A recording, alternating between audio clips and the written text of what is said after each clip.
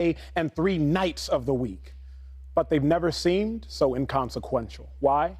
Because Bills starting safety Damar Hamlin is currently fighting for his life. But you might already know that by now. What you might not know is who is Damar Hamlin. So who is Damar Hamlin? He's a teammate, drafted to the Buffalo Bills in the 6th round, took over the starting job week 3 after an injury to the starting safety, Micah Hyde. Who is Damar Hamlin? He's a graduate from Pitt, got his degree in communications, working on a 2nd degree in sociology. Who is Damar Hamlin? He's a brother to Damir. Now, you might be asking yourself, why did Damar, the #1 defensive player in Pennsylvania, go to Pitt? Because of his younger brother. He wanted Damir to be able to go to his games. He wanted to be that father figure, that secondary father figure, that role model to his younger brother. Who is Damar Hamlin? He's a son. His father, Mario, his mother, you see right there over my shoulder, Nina. Who is Damar Hamlin? He's a giver. He set out the goal to raise $2,500 for a toy drive. And since the tragedy that struck him yesterday, it's raised well over $4 million. What we're witnessing with Damar Hamlin is not a spectacle. It is not an event. This is a human being. So while you might think of him as an athlete, please make sure you also think of him as a teammate, a graduate, a brother, a son, and a giver. And my objective for this show is to give honor to the Hamlin family and give honor to Damar. Joined by Dave Hellman, NFL insider, the brilliant, as always, Joy Taylor, my former teammate, my brother for life, LaShawn Shady McCoy. Shady, let me start by asking you, who is Damar Hamlin to you? Damar Hamlin. He goes by D-Ham. And I got introduced to this young kid. He went to Pittsburgh, I went to Pittsburgh. And as I went to the camp, like 3 years ago, I seen this kid in camp, flying across the field, playing D-back, playing safety. But he had a C on his jersey, and that means captain. And as I got a chance, after the practice, I got a chance to meet him and talk to him. Just talking about the NFL, because I seen that he had a promising future, right, in which he went to the Bills, and we kind of stayed in contact. But D-Ham, man, was like a good kid. He went to Central Catholic, a school I'm familiar with, playing in Pennsylvania, because I grew up in Pennsylvania. And it's everything that players from the Bills that I played with, when they got to meet him, they said everything that I knew already. He was a genuine kid. He was nice. He had a chip on his shoulder. He had that old Pittsburgh blue collar. Work hard, go out there and get it done. And then once I seen everything happen yesterday, man, I just had flashbacks of staying in contact with him. I remember when he got drafted to the Bills, just talking to him about what they expect, right? And it was brief, just, Buffalo, you love the fans and et cetera. And him so happy to get there. Just all around good person, great kid. One thing about him, D-Ham, is just that, like, he had that attitude that gravitates to people, and you want to be around a guy like that. And you love to go on the battlefield and play ball with a teammate like that. So he's a great person, man. He's a great kid, smart kid. He's my pit brother, right?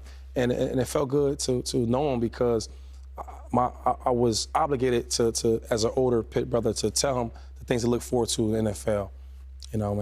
That's why I'm praying for him deeply. No doubt about it. Joy, who is Damar Hamlin to you? Well, I think you introduced him really well, Emmanuel. I grew up in Pittsburgh, was born and raised there, so he's a neighbor. He grew up in McKees Rocks, which is about 30 minutes it's on the other side of the city from where I grew up. And there's an amazing piece that I tweeted out, written by Tyler Dunn, and it tells a great bit of detail, I think you read it as well, about Damar's story and how he grew up and what he overcame. And Shady just mentioned it. Pittsburgh is a special place. It has a blue collar mentality, and I think a lot of people say that, but when you hear someone's from Pittsburgh or you hear someone spent time in Pittsburgh, you instantly have a connection, because you know the city and you know what it means to grow up there, what it means to overcome being from certain places in Pittsburgh. And that's a big part of his story and why he is the man he is today, why he chose to go to Pittsburgh, to stay around and give that experience to his younger brother. And he had offers to go to all kinds of big D1 schools, and he chose to stay there in Pittsburgh. I think learning more about his story and what his family has overcome, what he's overcome, paints a picture of the true character that he is and what he's about and what he means, not just to his family, but also to his community in McKees Rocks and Pittsburgh, and what he wants to do for the youth there. Now, I went to Woodland Hills. Obviously, I'm very familiar with Central Catholic, as is Shady. Those are the two big football powerhouses in Pittsburgh. And, it's a special relationship that football has to the community of Pittsburgh. It's why it's a big part of who I am. So, learning more about who he is as a person, and it's reflective of his story and why he is where he is. And obviously his teammates and everyone in the community, in the NFL community, is telling their relationships with him and who he is. Dave is a journalist of the National Football League for 10 years. Who is Damar Hamlin to you? Damar Hamlin, and I haven't had the pleasure of meeting him personally. I didn't grow up in Pittsburgh. But for me, and my time covering the NFL, he is the epitome of a real NFL player. Because, think about the math of the NFL. There's 70 guys in an NFL locker room. Maybe 10 of those are like the superstar caliber players, the guys that we debate on a show like this, the guys that swing fantasy football championships and all that trivial stuff.